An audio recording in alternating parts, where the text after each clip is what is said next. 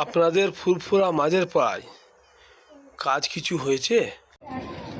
কাজ হয়েছে বলতে গেলে একটা পচা ড্রেন রয়েছে আর কয়েকটা এই রাস্তাটা রয়েছে।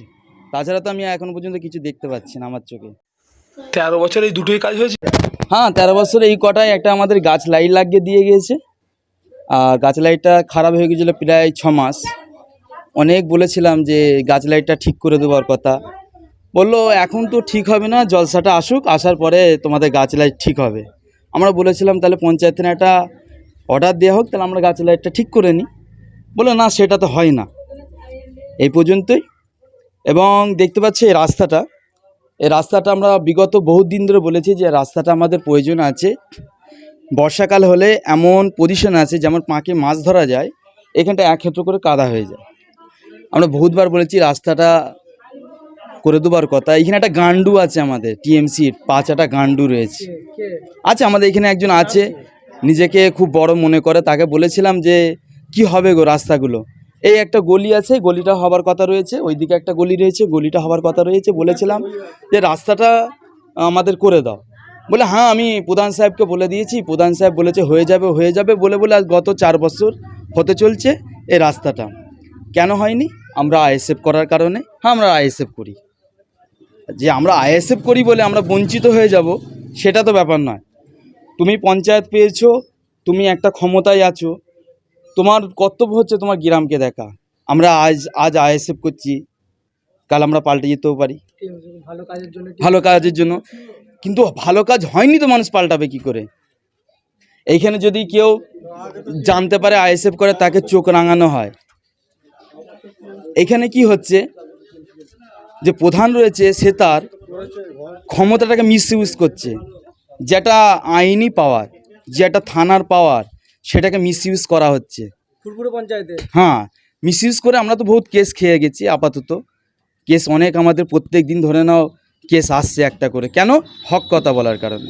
এখানে হক কথা বলা যাবে না ফুরপুরা গ্রামে। যেই বলবে সে পুলিশের দ্বারা লাঞ্ছিত বঞ্চিত হবে। পুলিশের দ্বারা, শাসনের এর দ্বারাই, প্রশাসনের দ্বারা অনেক কিছু হচ্ছে, আমাদের উপরই প্রেশার ক্রিয়েট হচ্ছে। ঠিক মতন আমরা বাইরে কেউ যেতে পারছি না। এই কারণেই এখানে যে সদস্য রয়েছে, সদস্য তো আমা বলে একটা জিনিস আছে, জানেন? সে মাথায় বেল ভেঙে খায়, সেরকম বেল ভেঙে খায়। এই সদস্য কি করে শিক্ষিত হবে? সদস্য সম্পূর্ণভাবে মূর্খ। যে সদস্য বলে যে মুখ্যমন্ত্রীর পরে, মমতার পরে আমার স্থান, সেই সদস্য কি করে আপনার একটা সদস্য হতে পারে? এই তো মূর্খ, জাহেল। একটা সই করতে গেলে এইখানে বলা হয়, আমি এইখানে 100টা লোককে গুনে গুনে দেখিয়ে দেবো যাদের কারে বলা হয়েছে যে তোরা আইএসএফ করেছিস, তোদের কারে সই করতে বারণ করেছে প্রধান সাহেব, উমির, এরা তো সই করতে বারণ করেছে।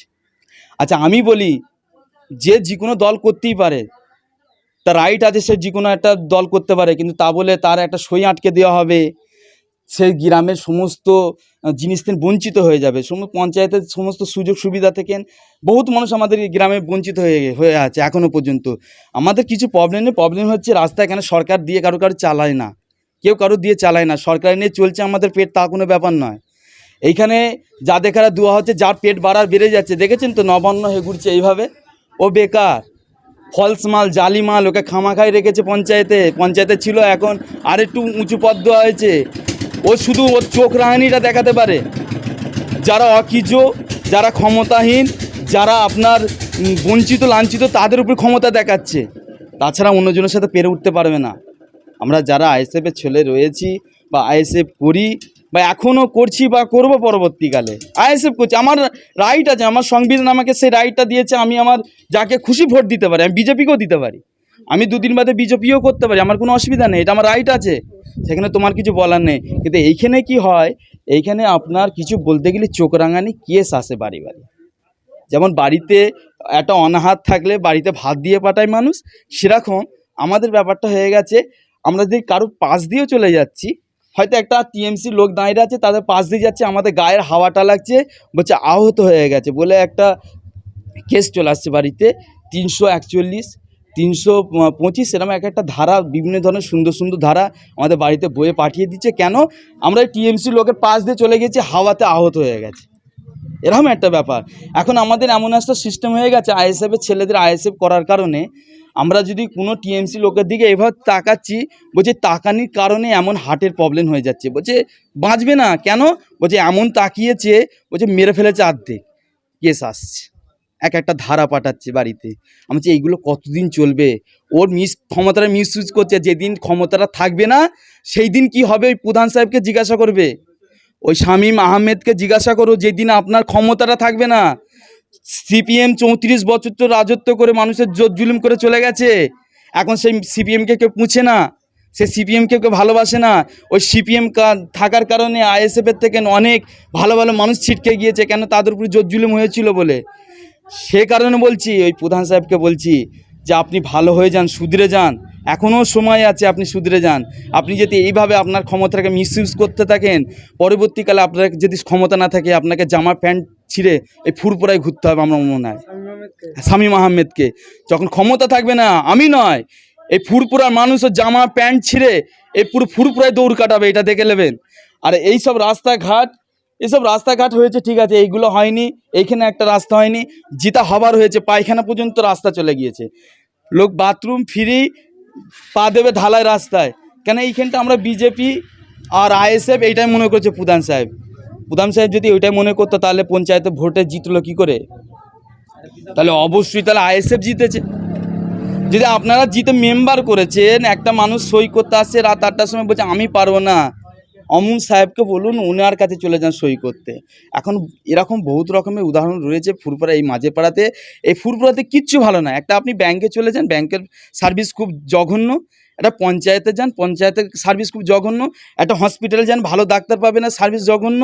একটা খিচড়ি স্কুল রয়েছে, অর্ধেক চাল অর্ধেক ভাত, অর্ধেক চাল অর্ধেক ভাত খাওয়ানো হচ্ছে। যখন তাদের বলা হচ্ছে যে আপনারা এভাবে কেন মানুষকে খাওয়াচ্ছেন, বাচ্চা ছেলেরা বলছে তোমরাই খালি প্রবলেম দিচ্ছ, আর কেউ দিচ্ছে না। আচ্ছা, এই ফুরফুরা মাঝের পাড়া কি শুধু আইএসএফ করার জন্যই কি বঞ্চিত হয়ে আছে এই পাড়াটা? অবশ্যই আইএসএফ করার জন্য বঞ্চিত হয়ে আছে এখনো পর্যন্ত, বা আজ বিগত 4 বছর ধরে হয়ে আসছে। এবং ওই পারে একটা হাবিবদা সোশ্যাল মিডিয়া ছেলেছে রাস্তার জন্য, তার জন্য ওদের অনেক চোখ রাঙানিও খেতে হয়েছে, যে তোরা মিডিয়া জিকালে করেছিস করে গে যা, আর তোরা ভোট দিবি বলছিস অন্যজনকে দিকে যা, আমার কোনো ফারাক পড়বে না।